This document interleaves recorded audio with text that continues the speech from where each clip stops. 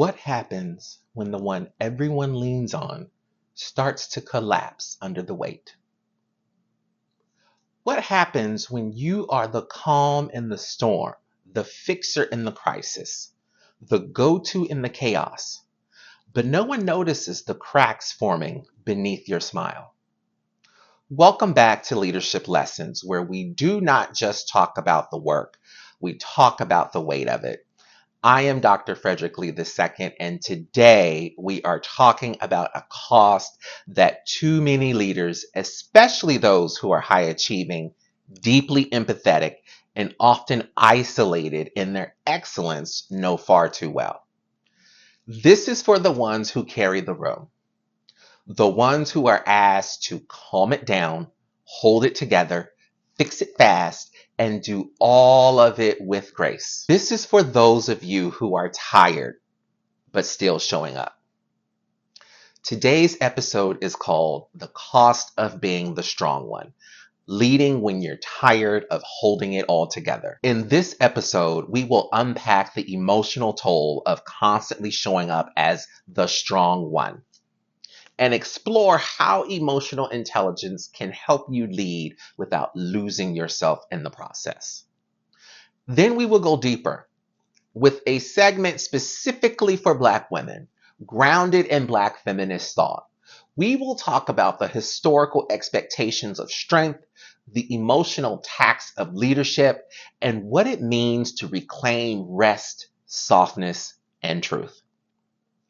So take a breath with me, because this one is about more than performance. It's about permission. Permission to stop carrying it all. Permission to be held. And permission to lead from a place that honors your whole self, not just the parts that perform strength. Let's get into it. So we have to name it so we can change it. The strong one archetype, that image of the steady, unshakable leader who carries everyone else. It's very seductive. Look, society rewards it. Organizations promote it. Families and communities lean on it. But let's be real. It's very suffocating. We are taught that strength means pushing through, no matter the cost. That good leadership is being on all the time, composed, competent, and selfless. We internalize the belief that asking for help signals weakness, that expressing fatigue disqualifies us from being taken seriously. But what if being the strong one is costing you something deeper? What if it's costing you the ability to be honest about what you need? Let's unpack this through the lens of emotional intelligence, which is more than just a buzzword. It's a critical framework for healthy, sustainable leadership. According to psychologist Daniel Goleman, emotional intelligence is comprised of 5 core competencies. 4 of them are especially relevant in this episode. The first one is self-awareness. This is the foundation. Self-awareness is your ability to recognize your own emotions and understand how they influence your thoughts and behaviors. And we're going to go deeper into that in a bonus episode where I talk about social cognitive theory. I nerd out on that. I use social cognitive theory and Black feminist thought as the theoretical frameworks for my dissertation research. So I definitely enjoy discussing how your thoughts are connected to your behavior, which shapes your environment. We're going to get into that. Because here's the hard truth. Sometimes what we call strength is just emotional suppression in disguise. You say I've got it when you don't. You say I'm fine when you're really exhausted. You overfunction because you don't want to feel like a burden. Studies from the APA show that leaders with low self-awareness are more likely to experience burnout, poor interpersonal relationships, and decision fatigue. And all of this is masked under the illusion of competence.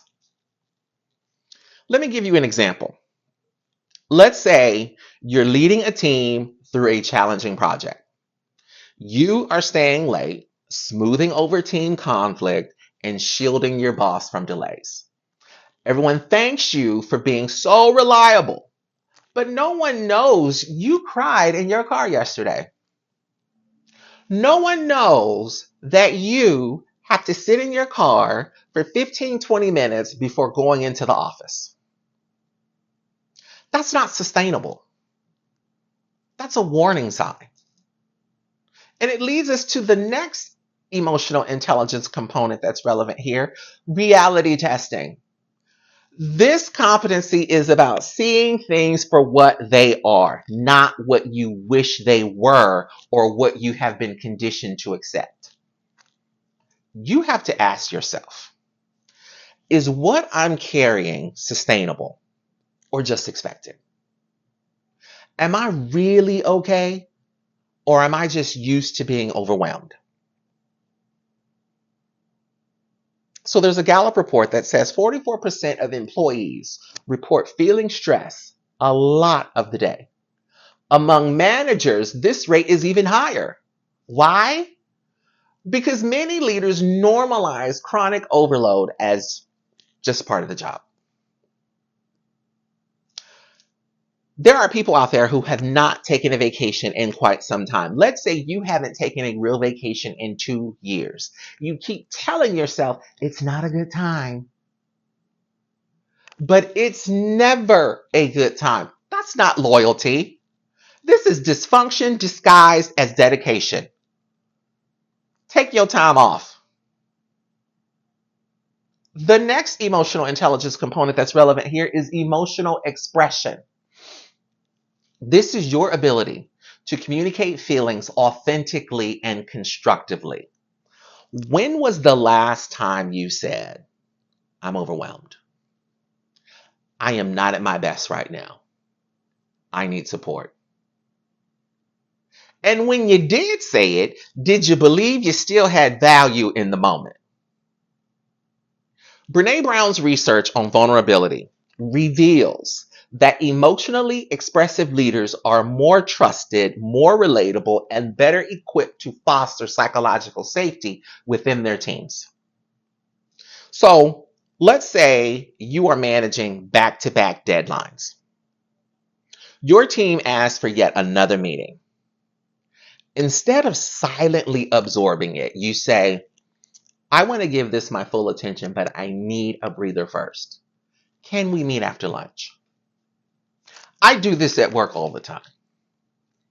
Just because that person is free right now doesn't mean that I'm free right now. Just because this is urgent for you doesn't make it urgent for me.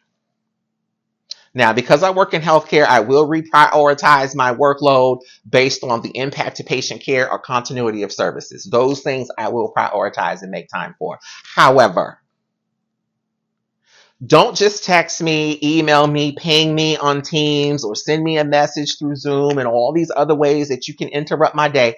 Don't do that and expect me to drop everything just for you. That's not how it works. This is about being emotionally intelligent. This is about leading with honesty. If I'm not free right now, but I'm free after lunch. I'm free tomorrow at 8. See, I'm going to give you an alternative time that works for me. This leads to the next component. It's about interpersonal relationships. This is about building trust and mutual respect, and it starts with letting people see you. There are too many strong leaders who don't just carry the load, they hide under it. Vulnerability does not make you less effective. It makes you a more human leader. The Harvard Business Review in 2022 found that employees are more engaged and more likely to stay at organizations where leaders show emotional authenticity and model work-life boundaries. modeling the behaviors they want to see. Another component of social cognitive theory. See, I told you, I nerd out on this. Don't miss the bonus episode. We're going to dig into it a whole lot deeper. Let's say you've been powering through, but it's showing. One of your team members quickly and quietly pulls you to the side and asks, "Are you okay?" You resist the urge to brush it off.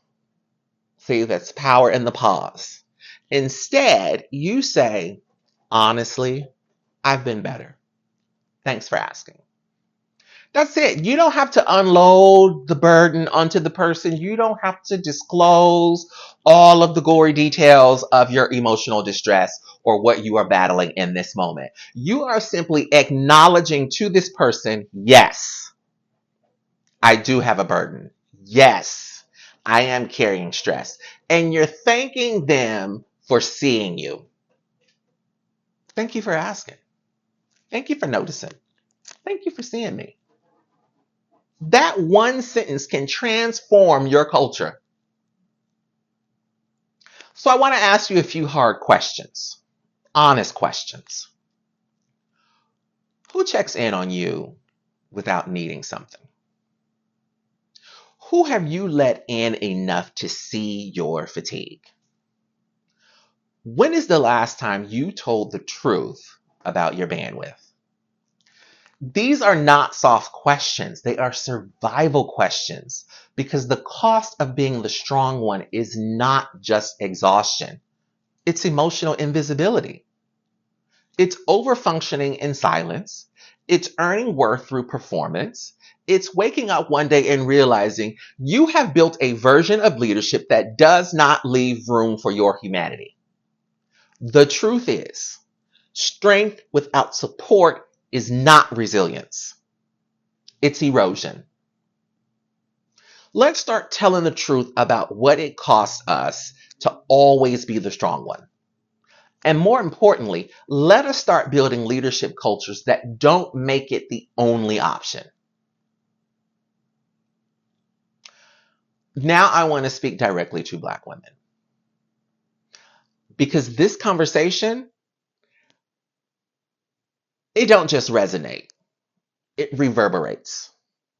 It echoes down the halls of our grandmother's sacrifices, through the classrooms they've led, the boardrooms they've broken into, the hospital floors they've held together, and the family dinners they've cooked, all while managing crises nobody saw.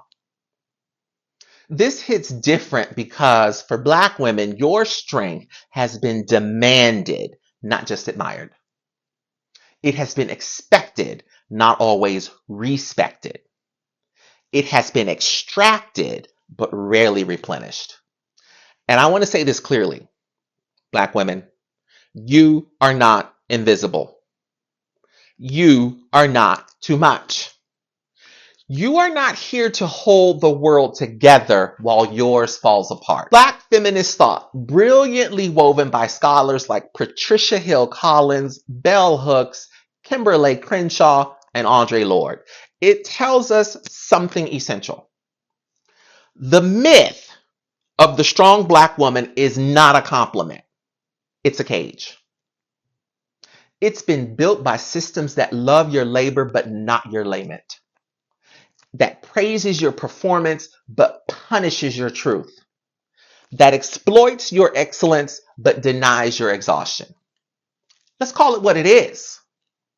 You have been cast as the backbone, the healer, the savior, the one who shows up even when she's breaking inside.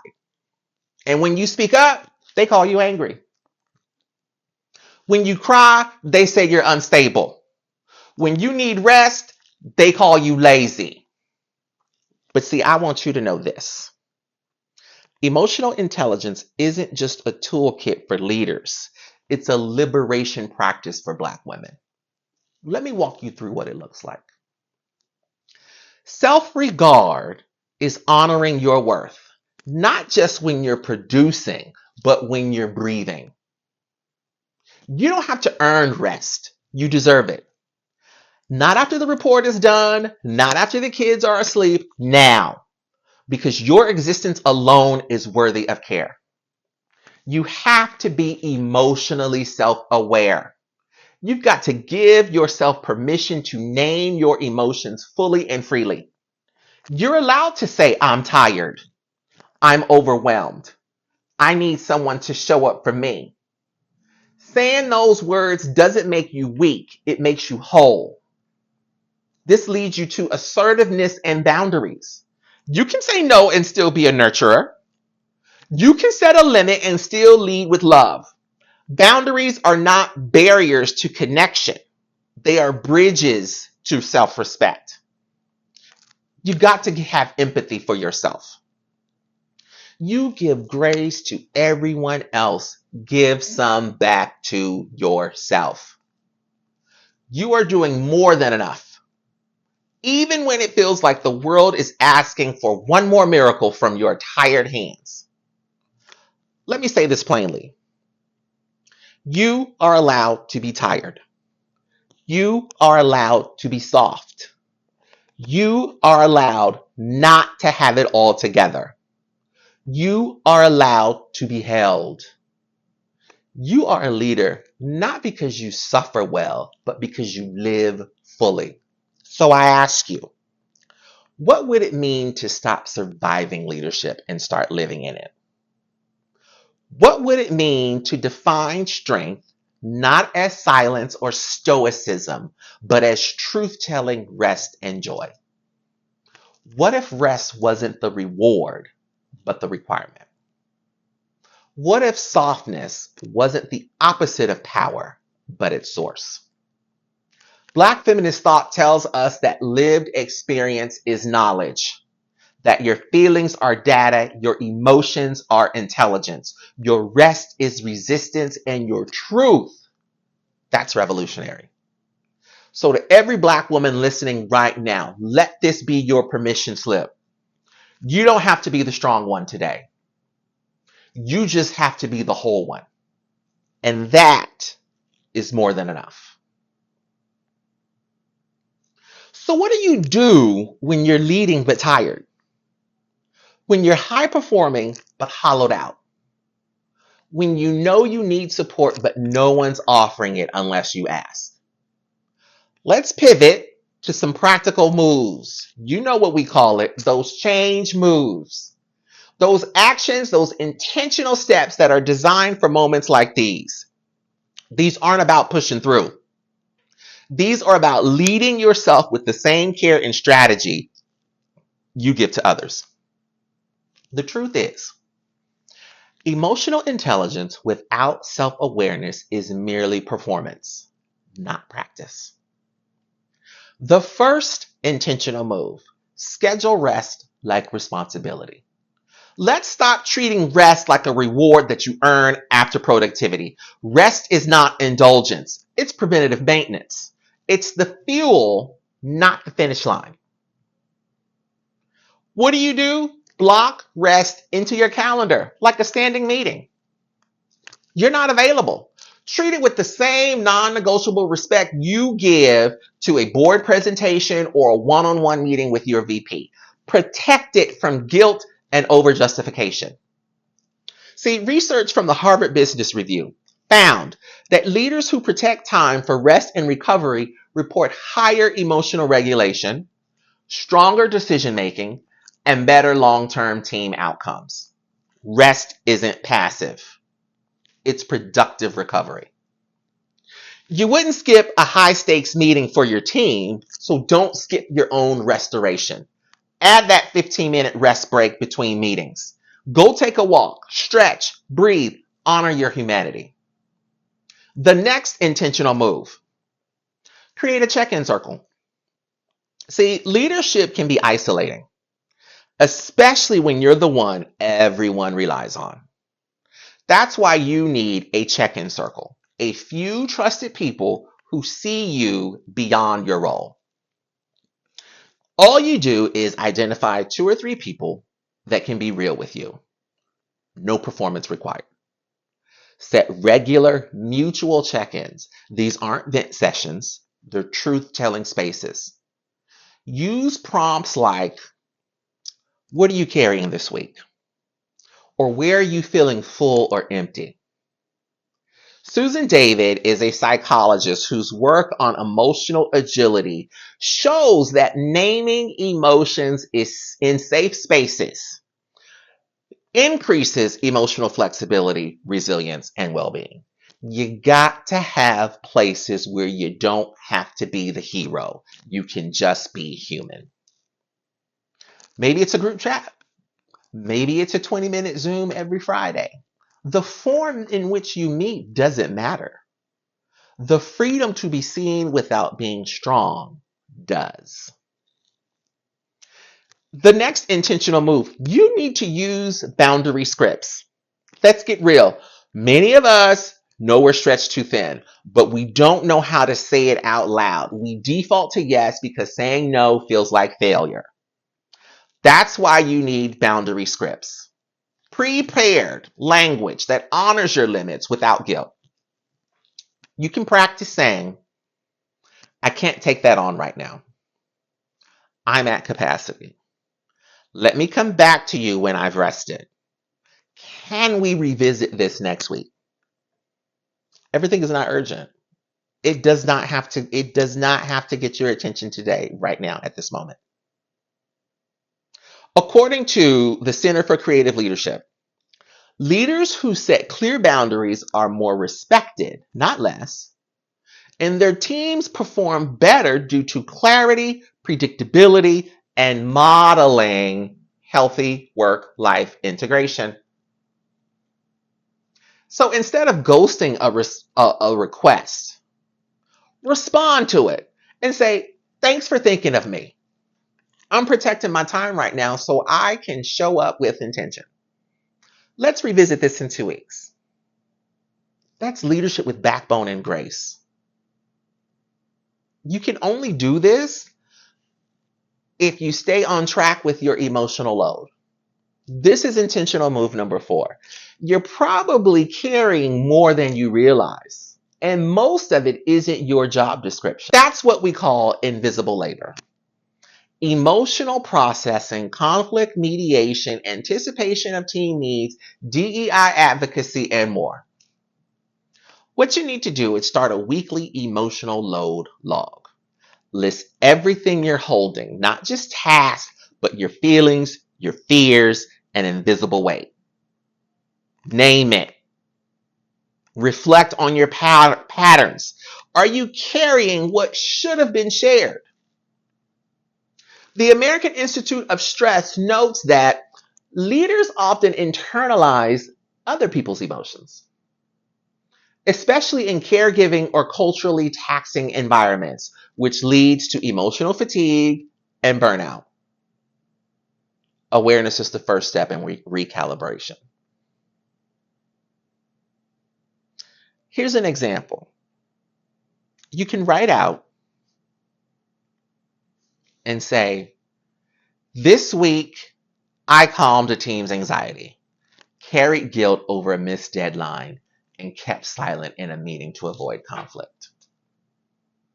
Then you ask yourself, what can I release? What needs to be named? What needs to be shared? Intentional move number 5 is where you reframe asking for help as a leadership strategy. Because here's the truth. High achievers struggle to accept this. Okay? Asking for help isn't failure. It's strategic delegation. It's wise leadership. And if you never ask for help, your team will assume they shouldn't either. They're modeling your behavior. So you have to start asking for small help regularly. Build the muscle. Get used to doing it. Normalize mutual support within your team or your peer network. Praise others who ask for help. Model the culture you want. A Stanford study on workplace performance showed that leaders who delegate and ask for support are viewed more competent and collaborative than those who overfunction. Instead of saying, I'll just do it, try saying, I'd love your help thinking through this. I'm feeling stuck. Or, can you take the lead on this while I recharge and come back fresh? Let asking for help be a bridge, not a burden. So, just to recap, here are those intentional change moves. Schedule rest like responsibility. Create a check-in circle. Use boundary scripts. Track your emotional load and reframe asking for help as leadership. These are not fluffy suggestions. These are essential survival strategies for sustainable, emotionally intelligent leadership. You don't have to burn out to be seen as committed. You don't have to suffer to be taken seriously. And you don't have to carry it all to be respected. What you need is not weakness, it's wisdom. So give yourself permission to lead with that. So if you're the strong one, this is your reminder. Strength should never mean self-erasure. You are not a machine. You are not the fixer of all things. You are more than your output, your poise, your ability to hold it all together. You are allowed to pause. You are allowed to feel. You are even allowed to fall apart. Yep, you can. Because leadership that doesn't make room for your full humanity is not leadership you can sustain. And to every Black woman who's been holding it down while holding it in, I see you. I honor you. I'm rooting for your softness. I leave you with the words of the great Audre Lorde. Caring for myself is not self-indulgence. It is self-preservation. And that is an act of political warfare. If this episode spoke to you, I'd love to hear about it. Leave a comment, share it with a fellow leader, and make sure to subscribe so you don't miss what's next. That bonus episode. Because next up, I've got something special for you. We are diving into social cognitive theory and how understanding behavior, identity, and environment can help you lead with more insight, more clarity, and more impact in your organization. And the next episode after that, episode 11, we discuss from burnout to balance, how building a leadership lifestyle that doesn't break you. We'll explore how to spot the early signs of burnout, the emotional and physical toll it takes, and how to rebuild a rhythm of leadership rooted in balance, not just busyness. So hit that subscribe button, drop us a rating, and keep showing up. Not as who the world demands you to be, but as who you truly are. Be well, be whole, and lead like healing matters, because it absolutely does. I am Dr. Fredrick D, and this has been your leadership lesson.